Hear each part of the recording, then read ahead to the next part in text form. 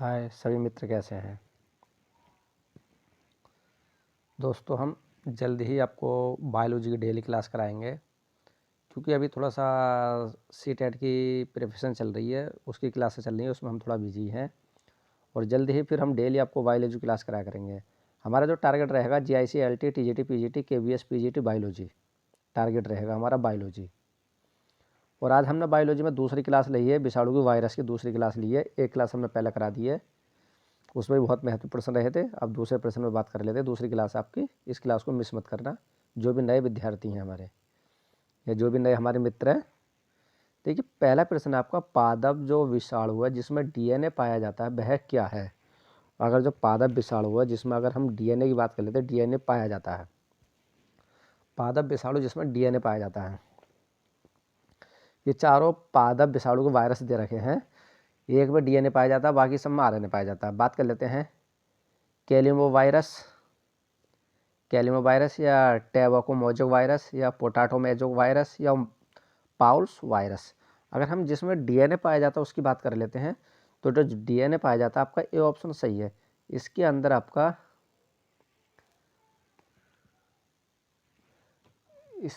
आपका डीएनए पाया जाता है। इसमें जो डीएनए की श्रृंखला पाई जाती है,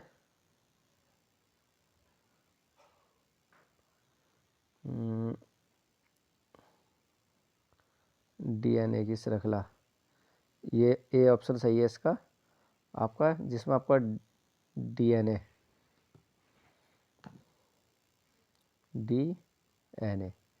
ये इसके अंदर पाया जाता है। इसकी थोड़ी सी बात कर लेते हैं। देखिए कैलिमो वायरस या कैलिमोविरिड कुल का एक जीन्स है। कौन सा? कैलिमोविरिड एक कुल का जीन्स है। ये मुख्यतः पौधों को संक्रमित करता है।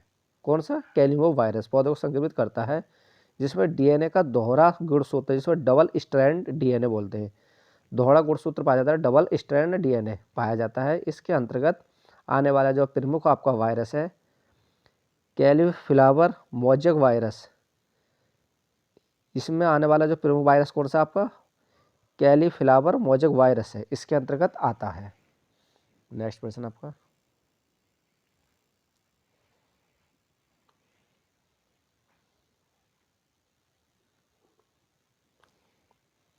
दूसरा प्रश्न कह रहा है आपका, वायरस का प्रोटीन कवच। देखिए जो वायरस का प्रोटीन कवच है न्यूक्लिक एसिड को ढके रहता है, क्या कहलाता है?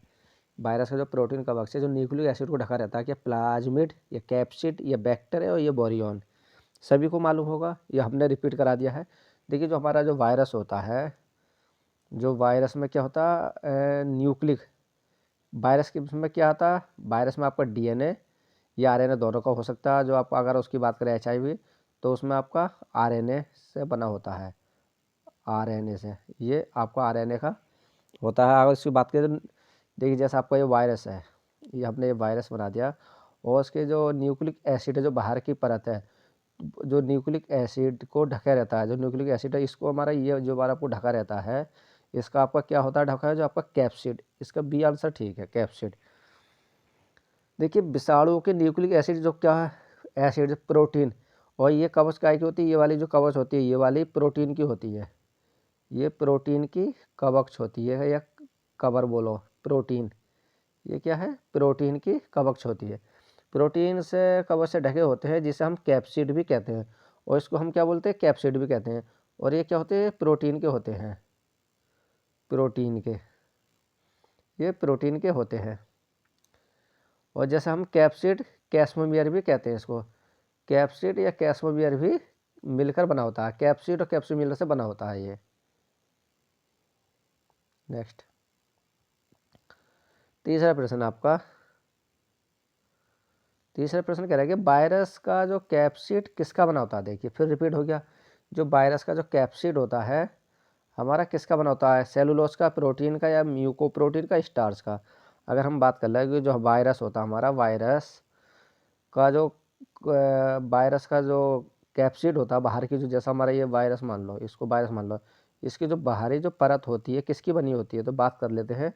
तो ये होती है आपकी प्रोटीन की, किसकी? ये होती है आपकी प्रोटीन की। तो बी आंसर इसका ठीक है। किसकी बनी होती है? प्रोटीन की होती है। नेक्स्ट चौथा प्रियांश है आपका।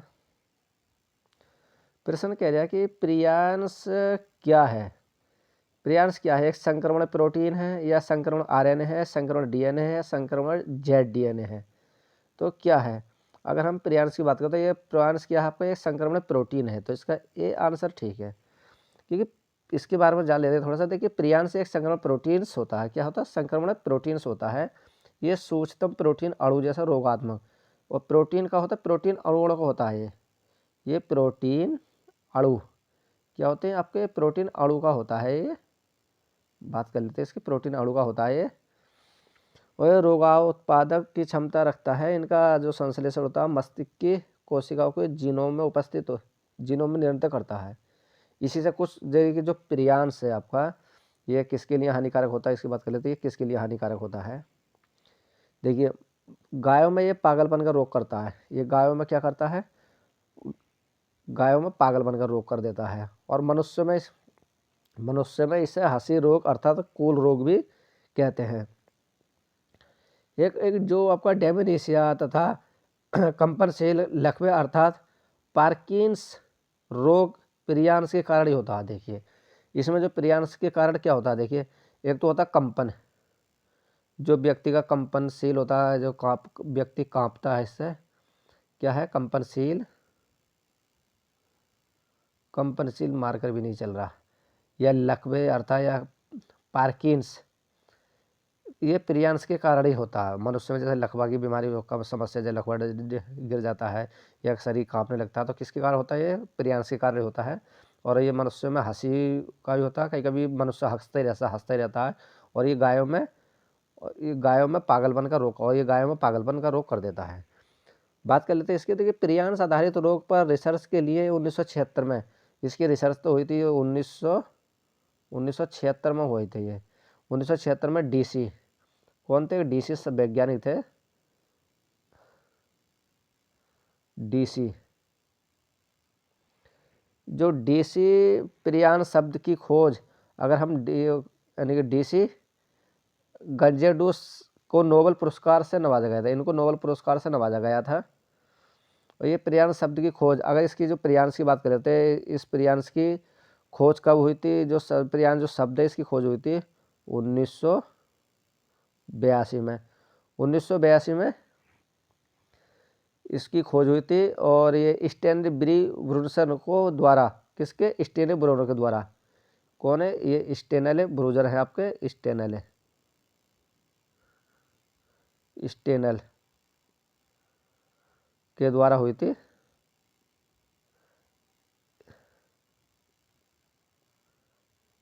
स्टैनले के द्वारा इसकी खोज हुई थी। और प्रियांश पर रिसर्च के लिए ब्रूसिनर ने 1897 में, और इसके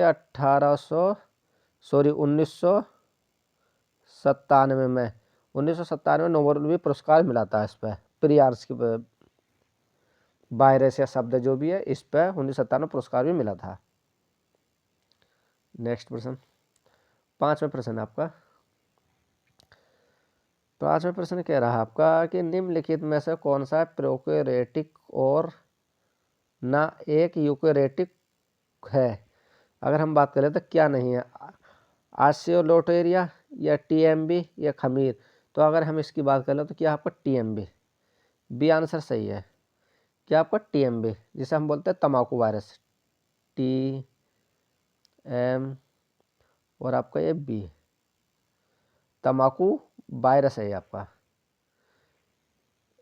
जिसकी सजीव जगत में स्थान नहीं दिया गया, क्योंकि इसमें कोशिका नहीं पाई जाती। सजीवों को प्रोकैरियोटिक तथा यूकैरियोटिक में बांटा गया है। सजीवों को यह प्रोकैरियोटिक तथा यूकैरियोटिक कोशिकाओं में यह बांटा गया है। नेक्स्ट छठा प्रश्न बात कर लेते हैं। निम्न में से कौन सा कथन विषाणु के लिए उपयुक्त है? निम्न में से कौन सा कथन विषाणु के लिए उपयुक्त है? तो इनमें अपना उपचार तंत्र होता है, इसमें उपचार तंत्र अपना नहीं होता। ये कोशिका में प्रवेश कर जाते हैं तो उसमें ये अपना काम शुरू कर देते हैं। तो ये इनमें डीएनए अथवा आरएनए पाया जाता है। तो ये आंसर चाहिए इसमें। बात कर लेते हैं इसकी। देखिए वायरस जो होता है आपको सजीव तथा निर्जीव के बीच की कड़ी माना गया है। ना वायरस सजीव है ना ही इसका निर्जीव है, ये बीच की क्या है आपकी कड़ी है। कड़ी क्यों है? क्योंकि जिस कोशिका में प्रवेश कर जाते हैं उसी की वजह सजीव का रूप धारण कर लेते हैं।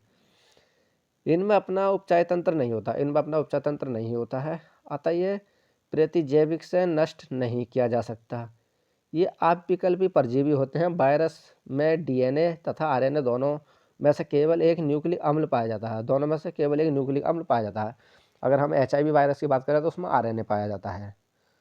और पौधों में बात कर लेते हैं, उसमें एक जो पौधों में जो वायरस पाया जाता है उसमें क्या होता है, डीएनए पाया जाता है। इस टाइप से प्रश्न पूछा जाता है। 7वें प्रश्न की बात कर लेते हैं। 7वां प्रश्न कह रहा है कि निम्नलिखित में से केवल एक प्रकार का न्यूक्लिक अम्ल पाया जाता है, किसमें, जीवाणु में, वायरस में। अगर हम न्यूक्लिक अम्ल की बात कर लें, जो आपका न्यूक्लिक अम्ल है किसमें पाया जाता है, तो जो हमारा न्यूक्लिक अम्ल पाया जाता है वो आपका वायरस में पाया जाता है। बी ऑप्शन इसका सही है, बी ऑप्शन इसका ठीक है। नेक्स्ट 8वां प्रश्न है हाइड्रोफोबिया। देखिए हाइड्रोफोबिया रोग उत्पन्न होता है किससे होता है? हाइड्रोफोबिया जीवाणु द्वारा, कप के द्वारा, विषाणु द्वारा या प्रोटोजोआ द्वारा। अगर हाइड्रोफोबिया की अगर हम बात कर लें तो हाइड्रोफोबिया किसके, जो हाइड्रोफोबिया क्या रोग होता है आपका, ये विषाणु द्वारा होता है, वायरस द्वारा। तो इसका बी आंसर ठीक है। और ये किसके द्वारा होता है हाइड्रोफोबिया जो रोग है, किसके द्वारा होता है? सभी को मालूम होगा, इसका आंसर मिल गया होगा सभी को। तो ये जो हाइड्रोफोबिया रोग है क्या है, विषाणु द्वारा होता है। अगर इसकी बात कर ले या वो बारे में इसके, तो ये रेबीज से, इसे रेबीज भी कहते हैं, इसको क्या बोलते हैं, रेबीज भी कहते हैं इसको, रेबीज। और जो रेबीज किससे होता है, ये कुत्ता के काटने से होता है, रेबीज, इसको रेबीज भी कहते हैं। रेबीज ये मनुष्य रोग में क्या है, पागल कुत्ते के काटने से फैलता है। और ये मनुष्य को किस टाइप से, जो पागल कुत्ता हो जाता है मनुष्य को ये काटता है और मनुष्य को फिर ये पागल सा कर देता है, बुरान से उठने शुरू हो जाती है इससे। आप करते हैं 9वां प्रश्न, इनमें से कौन सी बीमारी बैक्टीरिया से जन्य नहीं है? मतलब बैक्टीरिया द्वारा जन्य नहीं है, मतलब बैक्टीरिया द्वारा नहीं होती है। तो ट्यूबरकुलोसिस या लेप्रोसी या पोलियो। अगर हम इसकी बात कर लें तो देखिए बैक्टीरिया से जो हमारी कौन सी होती है, पोलियो नहीं होता है, ये नहीं होता, ये आपका वायरस से होता है। बाकी ये आपका बैक्टीरिया से और ये आपका बैक्टीरिया से होता है। पोलियो एक संक्रामक रोग है जो पोलियोमाइलाइटिस विषाणु द्वारा होता है। इसमें रोग कारक जीव का संचारण दूषित भोजन अथवा जल से होता था। देखिए जैसे गंदा भोजन खाना या गंदा जल पानी पीना, उससे होता था, जो तंत्र को प्रभावित करता है। क्या, पोलियो। ये विषाणु मस्तिष्क तथा मेरुरज्जु में पहुंचकर, देखिए जो विषाणु है आपका मस्तिष्क तथा मेरुरज्जु स्पेन कोर्ड में पहुंचकर तंत्रिका ऊतकों को नष्ट कर देता था और इनको तंत्रिका तंत्र को नष्ट कर देता है। इसके परिणाम स्वरूप मस्तिष्क पेशियों को कार्य करने का जो निर्देश देता है उसे तंत्रिका उन तक पहुंचने में अक्षम हो जाती हैं और पक्षघात हो जाता है। पोलियो बीमारी मुख्यतः बच्चों को प्रभावित करती है। इससे बचाव के लिए टीके या जैसे हम वैक्सीन लगाए जाते हैं। 10वां प्रश्न आपका, बैक्टीरियोफेज जो संक्रमण को कुछ सामान्य जीवाणुओं का संकलन कर देता है कहलाता है? प्रणालीगत, उग्र या प्रतिरक्षी या संयमी। अगर हम इस प्रश्न की बात कर लें तो आपका उग्र बी आंसर ठीक है। देखिए जीवाणु में पहुंचकर जीनोम के भविष्य के आधार पर फेज वायरस दो प्रकार के होते हैं, उग्र तथा संयमी। जिन जीवाणुओं में पोषा में फेज या जीनोम उग्र होता है उन्हें सलियानी जीवाणु कहते हैं। इनमें पहुंचते ही फेज जीनोम के बराबर द्विगुण जन्म में फेज या जीनोम की कई जो प्रतिलिपियां हैं बन जाती हैं, जिसके फलस्वरूप सलियानी जीवाणु शीघ्र ही फटकर समाप्त हो जाते हैं। 11वां प्रश्न आपका, एंजाइम अनुपस्थित होते हैं। देखिए जो आपके एंजाइम अनुपस्थित होते हैं, काय में अनुपस्थित होते हैं, कवक में या वायरस में या आपके स्लाइड मोल्ड्स में, किस में अनुपस्थित होते हैं? तो अगर हम इसमें बात करें तो आपके जो एंजाइम अनुपस्थित होते हैं वो आपका बी आंसर सही है, वायरस में अनुपस्थित होते हैं, वायरस में। वायरस में एंजाइम अनुपस्थित होता है, जिसके कारण ये ना तो कोई जैव क्रिया कर सकते और ना ही पोषक कोशिकाओं के बाहर इनका द्विगुणन हो सकता। उपजाई एंजाइम की अनुपस्थिति के कारण ही स्वतंत्र वायरस कणों में कोई रासायनिक अभिक्रिया नहीं होती है। 12वां प्रश्न आपका, बायराइड होता है किसका बना होता है, संक्रमण प्रोटीन या संक्रमण न्यूक्लिक प्रोटीन या संक्रमण न्यूक्लिक अम्ल का। बायराइड की बात कर लेते हैं तो बायराइड हमका क्या है, बायराइड क्या होता है, जो HIV वायरस हो उसी में बायराइड का HIV जो वायरस होता है, HIV वायरस क्या होता है आपका, ये बायराइड ही होता है ये। तो क्या आपका संक्रमण न्यूक्लिक अम्ल, सी आंसर इसका सही है। देखिए बायराइड ये कैप्सिड तथा प्रोटीन अनुपस्थित होते हैं इसमें, क्या कैप्सिड और तथा प्रोटीन अनुपस्थित होते हैं इसके अंदर जो बायराइड होता है, नहीं इसमें कैप्सिड होती। जैसे आपका ये आपका एक वायरस मान लो, तो ये देखिए जो वायरस है, वायरस में बाहर ये वायरस है, इसको हम वायरस मान लो, जो बाहरी जो परत है ये वाली, ये आपकी प्रोटीन की और जिसे प्रोटीन तथा कैप्सिड भी बोलते हैं, और जो बाहरी परत होती है इसको हम कैप्सिड भी बोलते हैं इसको, ये अनुपस्थित होते हैं। और ये आपके क्या है, ये अगर बात कर लेते क्या बने होते हैं आपके, ये RNA, इसमें RNA स्वतंत्र छोटे व वृत्ताकार व सूत्रीय अणु होते हैं जिनमें लगभग 300 न्यूक्लियोटाइड या मोनोमर होते हैं। ये सिर्फ पौधों में रोग फैलाने वाले संक्रमण न्यूक्लिक अम्ल होते हैं। अगर हम इसकी बात करें तो 1971 में टीओ डाइनर ने न्यूक्लिक अम्ल से बने इन अणुओं को बायराइड नाम दिया था। फिर सर्वप्रथम खोजा गया बायराइड पोटाटो सिम्पिडल ट्यूबर वायराइड के नाम से ये जाना जाता है।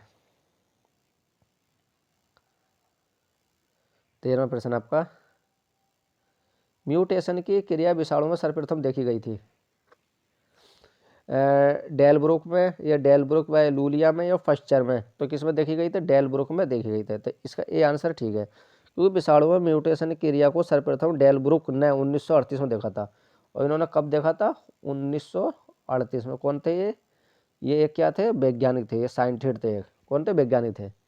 सर्वप्रथम यानी कि डेलब्रुक ने 1938 में इसको देखा था। नेक्स्ट, वायरस शब्द का सर्वप्रथम प्रयोग किया गया था, डी हिरीली द्वारा या बी जेरीनेक द्वारा या पच्चर द्वारा या प्लोटस द्वारा। वायरस का जो शब्द प्रयोग सबसे पहले किसने किया था, पच्चर द्वारा किया गया था। सी आंसर सही है।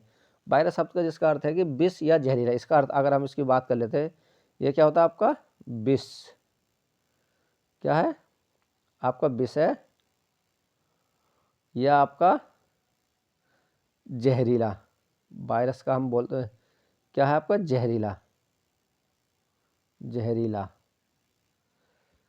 वायरस शब्द का अर्थ होता है विष या जहरीला तरल पदार्थ होता है। सर्वप्रथम पच्चर द्वारा दिया गया था, जबकि वायरस की खोज का श्रेय इम्यूनोवास्की को दिया जाता है।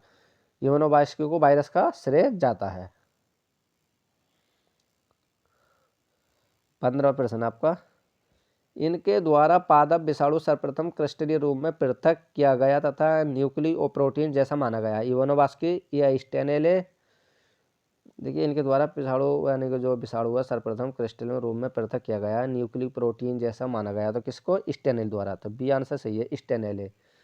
स्टेनेल की बात कर लेते हैं। देखिए वर्ष 1935 में, इन्होंने 1935 में स्टेनेल ने सर्वप्रथम तंबाकू मोजक वायरस TMV को पृथक करके इसके जो रवे थे बनाने में सफलता हासिल की थी, जिसके लिए वर्ष 1946 में इनको 1946 में नोबेल पुरस्कार मिला था।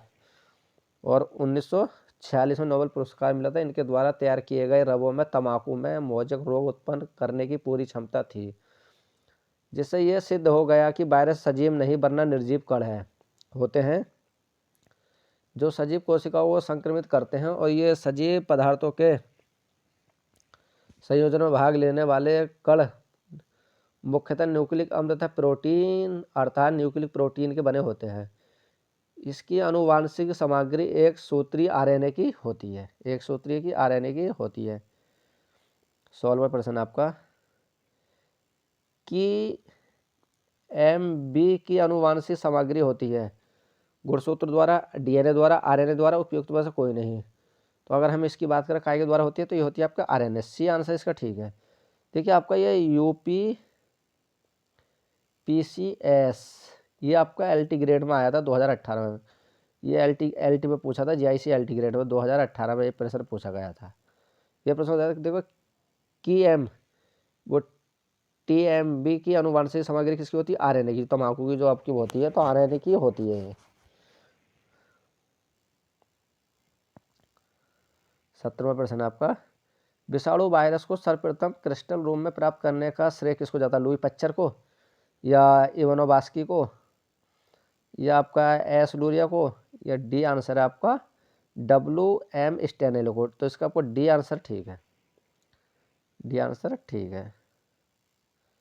18वां प्रश्न, चेचक का कारण क्या है? बेरियोला, कोक्सिएला, या ईडिस, या फ्रेंसिएला। अगर हम 18वें प्रश्न की बात करें तो क्या है? बेरियोला। जो बेरियोला क्या है? चेचक रोग का बेरियोला एक विषाणु है। क्या है बेरियोला? क्या है आपका ये एक वायरस है। ये वायरस बोलते हैं, ये आपका विषाणु बोलते हो। तो ये इसी का क्या है? आपका वायरस है। ये वायरस यू रहेगी इसमें, वायरस है ये क्या? बेरियोला, जिससे ये चेचक की बीमारी होती है। बेरियोला विषाणु से चेचक की बीमारी होती है।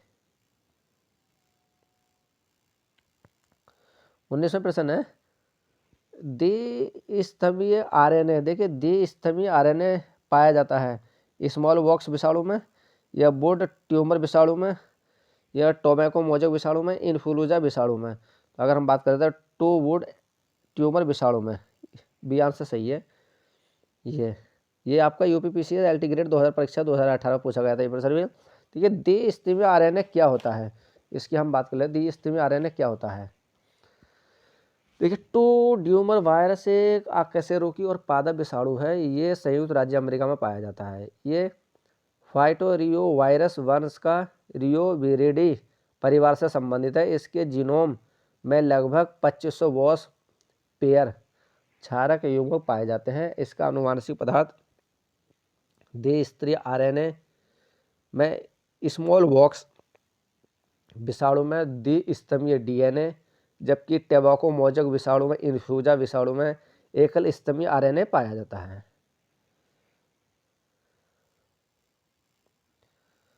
प्रश्न आपका 20वां, नीलहरी शैवाल परजीवी वायरस कहाँ पाया जाता है? लैम्डाफेज, साइनोफेज, बैक्टीरियोफेज, या कोलीफेज। अगर हम इसकी बात करें तो क्या आपका साइनोफेज। तो इसका बी आंसर ठीक है। देखो नीलहरी शैवाल जो परजीवी वायरस को साइनोफेज कहा जाता है। नीलहरी शैवाल को साइनोबैक्टीरिया भी कहा जाता है। नीलहरी शैवाल को साइनोबैक्टीरिया भी कहा जाता है। स्टेनियर ने नीलहरी शैवाल को साइनोबैक्टीरिया के रूप में भी वर्गीकृत किया था। कौन थे? देखिए जो इन्होंने जो स्टेनियर कौन थे वैज्ञानिक वो थे? स्टेनियर ने इनको साइनोबैक्टीरिया के नाम से ही पुकारा था। नेक्स्ट प्रश्न, 21वां प्रश्न है, न्यूक्लिक अम्ल से बने लोगों को अणुओं को बायराइड का नाम किसने दिया था? देखिए न्यूक्लिक अम्ल से बने लोगों को अणुओं को बायराइड का नाम किसने दिया था? टीओडाइनर ने, क्वेश्चन ने, या प्लेटो ने? ये उपयुक्त में कोई नहीं, तो किसने दिया था? टीओडाइनर ने। ए आंसर इसका सही है। तो फ्रेंड्स ये रहे आपके 21 महत्वपूर्ण प्रश्न जीवाणु से विषाणु से वायरस। ये क्लास आपके वायरस का टॉपिक आपका कंप्लीट हो गया है। कल को जो आपका टॉपिक रहेगा, तो कल को जो टॉपिक रहेगा वो रहेगा आपका जीवाणु। जीवाणु पर आपकी कल क्लास रहेगी। कल पहला टॉपिक रहेगा जीवाणु पर, जिसे हम बोलते हैं जीवाणु को बैक्टीरिया। इस पर क्लास रहेगी। दोस्तों आई हो आपको पसंद आई होगी ये क्लास। अगर आप नए हो तो हमारे यूट्यूब चैनल को सब्सक्राइब कर लेना। हमारा टारगेट रहेगा बायोलॉजी, और साथ साथ हम UGC नेट की तैयारी भी कराएंगे। जैसे आपका CTET के पेपर कंप्लीट हो जाएंगे तो हमारा टारगेट क्या है? जीवाणु। और कल जीवाणु की क्लास रहेगी जिसे बोलते हैं हम बैक्टीरिया। तो आपकी वायरस की 2 क्लासें कंप्लीट हो गई। 2 क्लासों में आपके जो महत्वपूर्ण प्रश्न थे हमने करा दिए। बाय दोस्तों, कल मिलेंगे आपसे, क्योंकि ये क्लास महत्वपूर्ण है। अगर आप जैसे भी हो, जहाँ भी हो, अच्छी से तैयारी करना, अपने लक्ष्य पाना। क्योंकि दोस्तों आज के समय इस समाज में या कहीं भी बात देख लेते हैं, समाज में पहचान उसी की होती है जिसके अंदर काबिलियत होती है, क्योंकि कोई नहीं जानता। बस दोस्तों, आज के समय अगर तुम्हारे पास ज्ञान है, पैसा है, तो सब लोग तुम्हें सलूट या नमस्कार करेंगे, ना तो कोई नहीं पहचानता। तो अपनी पहचान बनाइए, कुछ भी हुनर कर लीजिए, जो भी आपको हुनर अच्छा आता हो। ये नहीं नौकरी करनी है, अपने एक हुनर पर ध्यान लगा लीजिए जिससे अपना अपना कैरियर बन जाए आपका। ओके दोस्तों, बाय फ्रेंड्स।